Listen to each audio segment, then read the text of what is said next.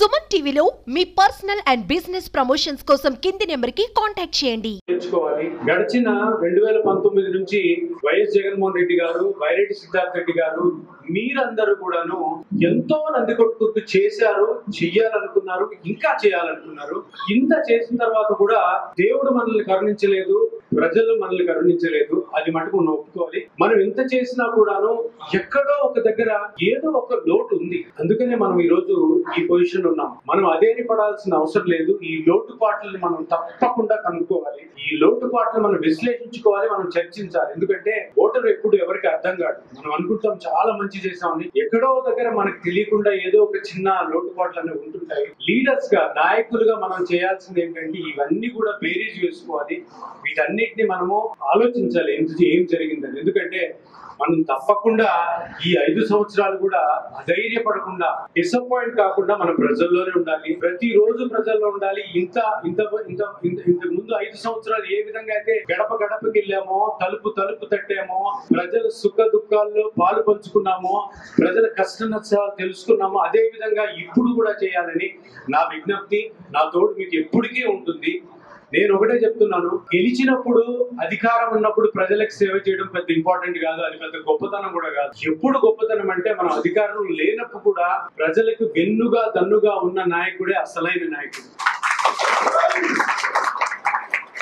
అటువంటి నాయకత్వాన్ని నేను రోజు డే 1 నుంచి మీ అందరిలో కూడా చూశాను. మీరందరూ తిరుగులేని నాయకులు అవుతారు. మీ అందరికి తోడుగా జగన్మోహన్ రెడ్డి గారు ఉన్నారు, సిద్ధార్థ రెడ్డి అని ఉన్నాడు, నేను కూడా ఉన్నాను. ఇది మనం వదిలేది లేదు. మనం తప్పకుండా మళ్ళీ ప్రజల్లోకి వెళ్తాము. మనం వెళ్ళాము, ఇంతకుముందు సుధాకర్ రెడ్డి అన్నట్టు ప్రజలందరూ కూడా బాధపడుతున్నారు. ఎందుకు మన లీడర్లు మనం గెలిపించుకోలేకపోయాము, ఎందుకు మళ్ళీ ఈ పార్టీని తెచ్చుకోలేకపోయామని. ఎక్కడో ఏదో తప్పు జరిగింది. గతం గతహ పట్టించుకోవద్దు.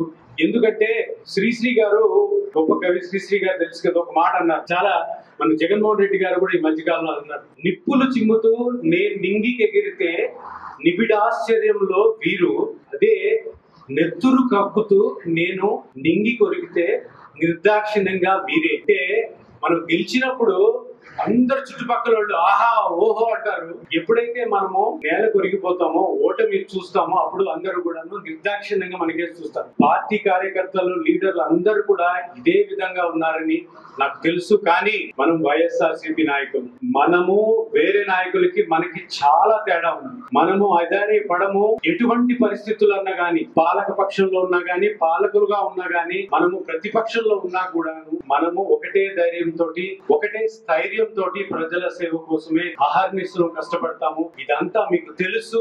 మీ అందరి అండగా ప్రతి ఒక్కరు ఉన్నారు. మేమున్నాము, మీకు మీరు ఉన్నారు, మన నందికొట్టు నియోజకవర్గ ప్రజలు ఉన్నారు. ఎప్పుడు కూడా అయిపోయిన దాని గురించి ఆలోచించకండి, జరగాల్సిన దాన్ని ఆలోచించండి. ఈ రోజు 81,000 మంది ఇప్పుడు మనకి ఓటేశారంటే, అదే వచ్చే ఎలక్షన్ లో దగ్గర 2 లక్షల మంది మనతో ఉంటారు.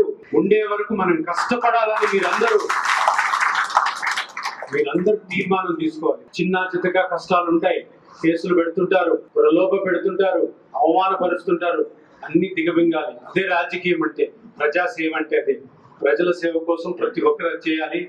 లీడర్లుగా మీరు ప్రజలకు తోడుగా ఉండాలి. చిన్న లీడర్లకి, పెద్ద లీడర్లకి, ముఖ్య నేతలు అందరూ కూడా తోడుగా ఉండాలి. అందరూ తోడుగా ఉంటే ఏ పార్టీ గాని, ఏ శక్తి గాని మనల్ని ఏ విధంగానూ మనల్ని తప్పు చేయదు. అందుకని మీరు తప్పకుండా కలిసి ఉండాలి. అందరూ ఏ ప్రలోభాలకు లోన్ కాకుండా ప్రజా సేవయే మన ధ్యేయము. తప్పకుండా ప్రజల్లో ఉండాలి. తప్పకుండా ప్రజల కోసమే మనం జీవించాలి.